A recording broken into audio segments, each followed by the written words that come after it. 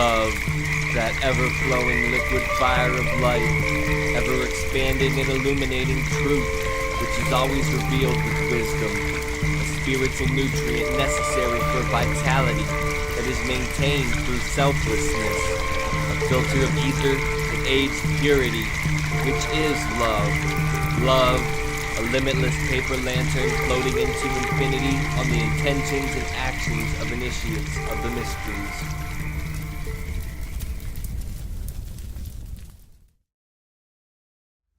Welcome, fellow Phoenixes. I'm Ross Cessna, and together we are the Spiritual Phoenix. The intent of this podcast isn't to tell you what to think, but to get you to think, and originally articulate yourself in a way that is uplifting. We are the artists of our lives, and today is a blank canvas. Let's collectively create a better tomorrow. And now I'd like to take a moment and focus on what we're grateful for today.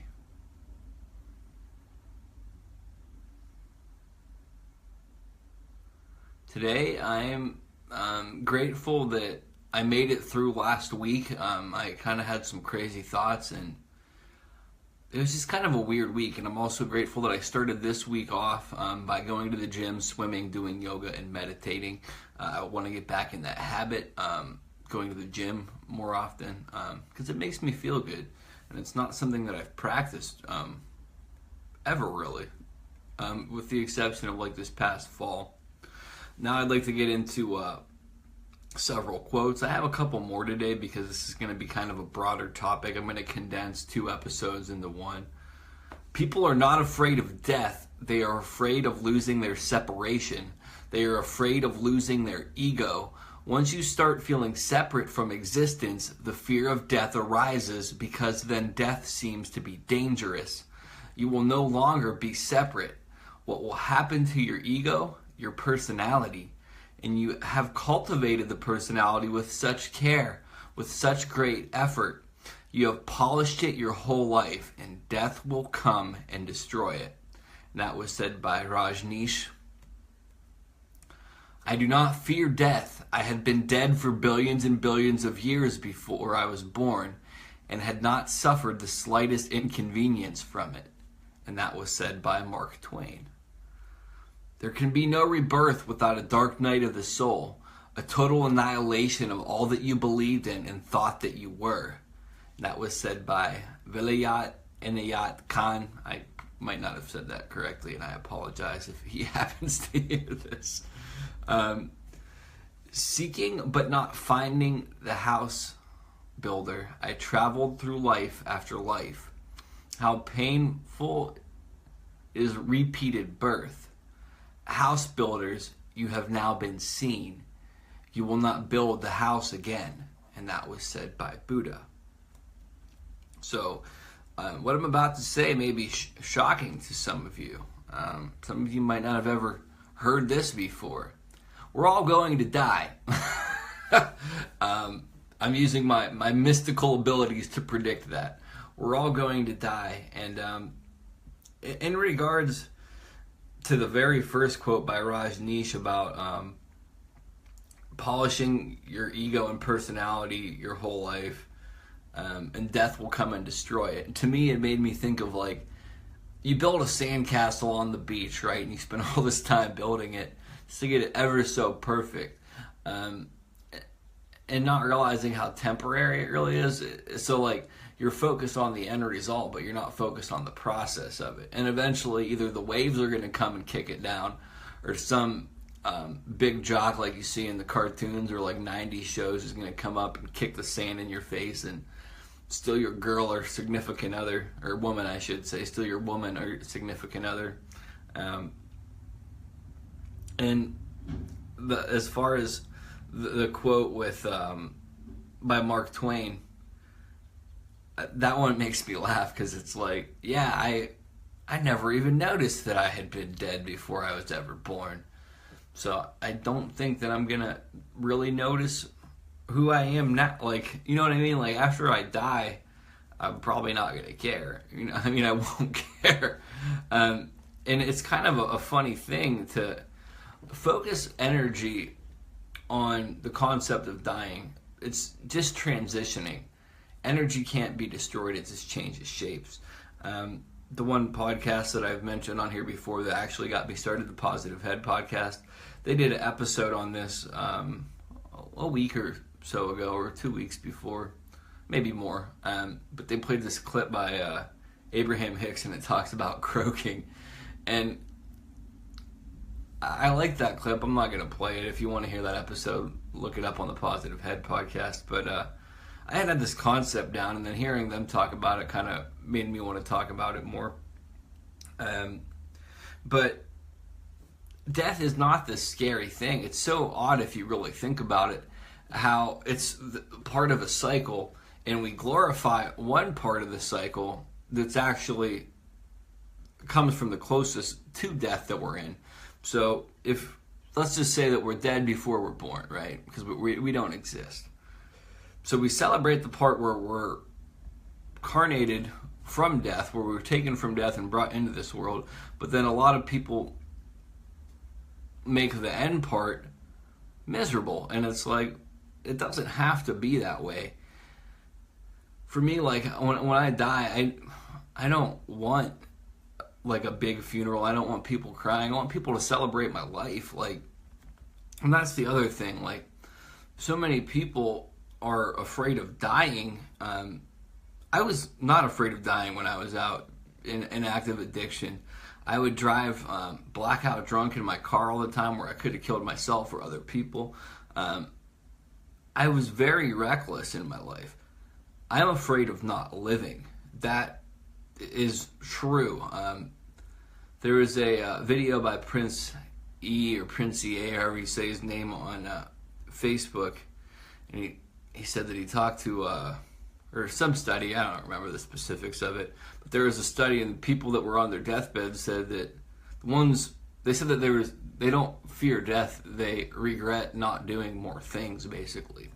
And that's why it's so crucial for me to like put myself out there to at least continually try stuff, even if I fail, because I don't want to look back and say, well, I wish I would have done that more.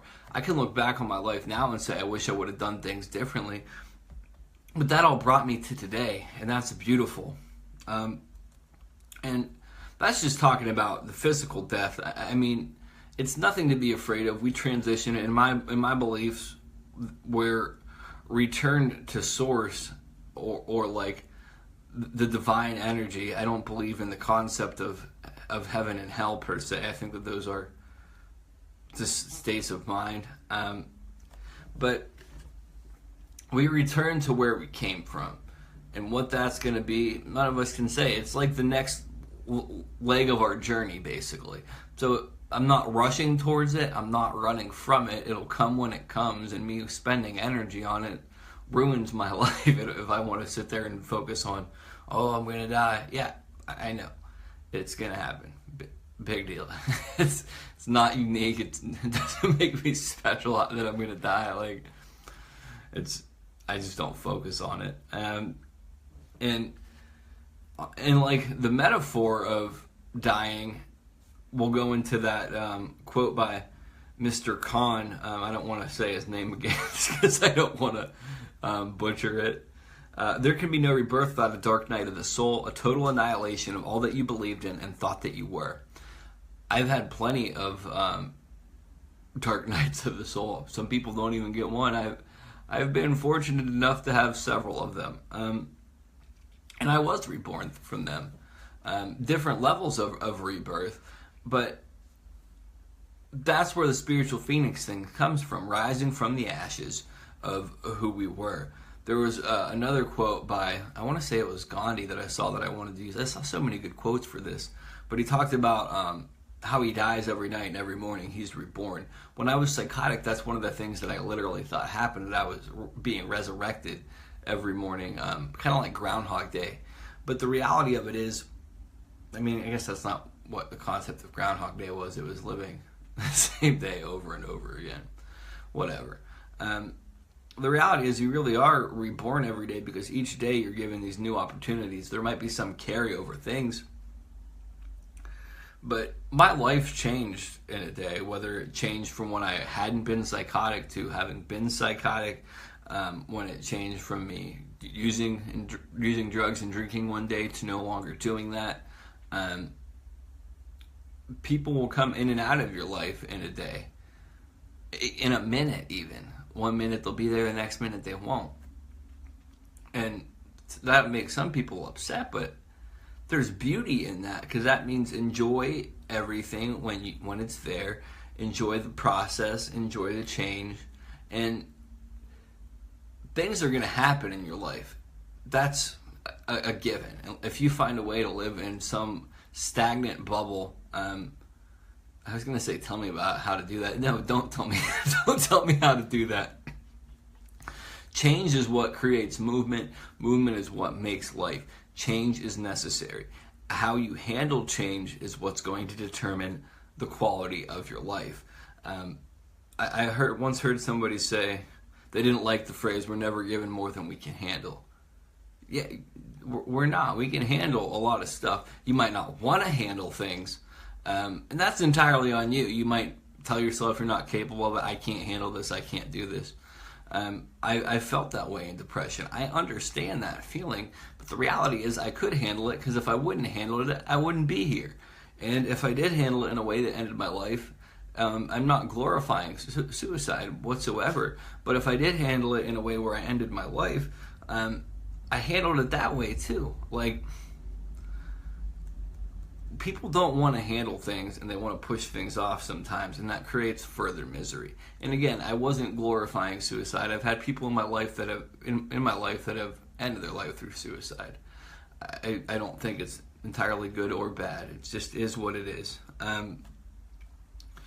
And the final quote: "Seeking but not finding the house builder, I traveled through life after life.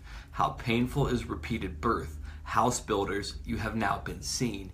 You will not build the house again." To me, I mean, the spiritual understanding of that is just being in the cycle of rebirth and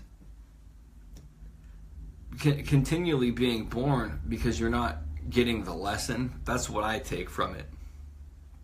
And I think that is true. That kind of goes into like the concept of karma in many ways, or like the wheel of your life, where you have to right certain wrongs that you've done. But in a metaphorical sense of the way, if you view house builder as yourself and building these structures out of the concepts you create of the world, your ideology, your beliefs, because those are confining in a large sense. The concept open mind can be confining in itself, because people can build this concept of a vast dome for an open mind when it's really a continually widening river, mouth of a river, or inverted pyramid where it just continually stretches off into infinity. But that's a very good quote. Even if, let's just say, this is very hypothetical because I don't think that I'm there.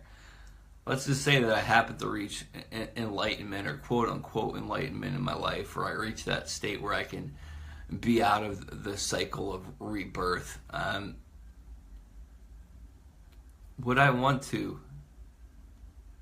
If that was what was appropriate for me, yes, I would. I don't want to fight against the universe. I've done that enough in this life. If, however, I had the opportunity to come back and help people with my wisdom, would I do it? If I had wisdom. If I had wisdom, let me throw that caveat out there. Yeah, I would. If I could. Because there needs to be more people that are willing to help people. And I know that would be frustrating as all can be for me too, because I can be very self-centered, but that's why it would be good for me, because it would be a learning experience.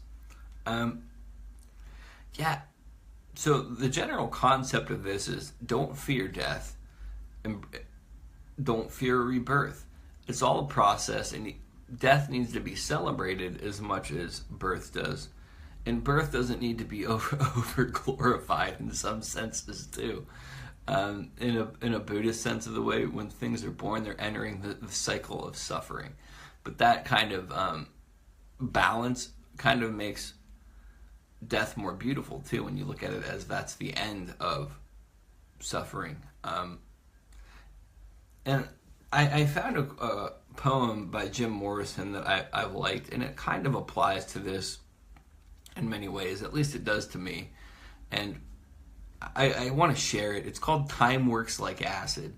Probably one of my favorite poems by Jim Morrison. Time works like acid. Stained eyes, you see time fly. The face changes as the heart beats and breathes. We are not constant. We are an arrow in flight. The sum of the angles of change. Her face changed in the car. Eyes and skin and hair remain the same, but 100 similar girls succeed each other. And again, that was called Time Works Like Acid by Jim Morrison. You can follow me on social media at Spiritual Phoenix, and that Phoenix is Phoenix. The link will be below so you can see it, or the information will be below. And you can visit my website, www.thespiritualphoenix.com, and that's PH Phoenix. Again, the link will be below in the description. I do a weekly tarot reading, and that'll be posted most Mondays on my website. You can also sign up for a newsletter with the summary, and it'll have a link to the tarot reading. I just got that set up today. There'll be a link for the most recent reading and the ability to sign up for the for the newsletter as well. Also, paid tarot readings will be available soon through my website. I'll be giving discounts initially. I'm only going to take a limited number of people, and I'm only going to do a limited number of readings per person in a certain time frame, which I'm still working out, as to not take advantage of people. I love, respect, and appreciate all of you. Love and light. Namaste. I'm going to put this episode on the pyre. Don't believe. Don't follow. Do not consume. Do not watch. Largely what I'm talking about here is reclaiming experience. This is what's been taken from us. It's a self-advancing, self-expanding, self-defining process, and it takes no prisoners. The real world isn't a spiritual world, it isn't a material world, it isn't an empty world, it isn't a solid world. It's simply